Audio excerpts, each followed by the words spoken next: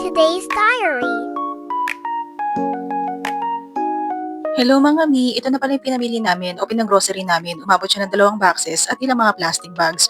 So ito na yung first box. So ayan po yung mga laman. Yung talagang basic na pangangailangan lang namin dito sa bahay, pagkain ng mga bata.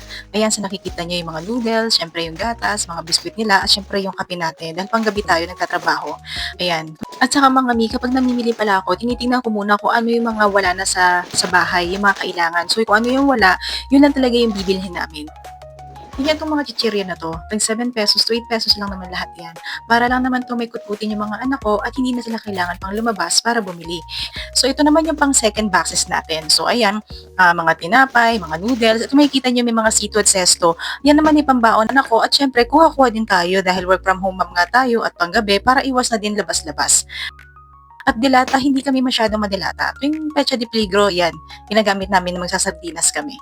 So ayan, natapos na yung ikalawang boxes natin. Ayan, usually yung mga ganyan naman is pang-almusal ng mga anak ko. Sa wet naman, may 1 kilong adobo cut lang na baboy, 1 kilong chicken wings, at 2 whole chicken lang yan na pinakat ko na din. Kasama na rin dito yung mga hygienics need namin na talagang hindi pwedeng mawala like mga sabon, toothbrush, toothpaste, shampoo, etc. Sa bigas naman, nakita nyo 5 kilos lang binili ko kasi meron pa kaming 5 kilos na bigas. At isang tray ng itlog. Ito na lahat sila mga mi. O, 'di ba? Ito lang kasi yung kaya ng budget namin. Actually, worth 6,000 plus na 'to. Pero soon, makakaahon din kami at mapapa-thank you Lord talaga. Kaya kailangan na natin magsumikap sa buhay. Huwag tayong susuko sa laban ng buhay. Kaya natin 'to.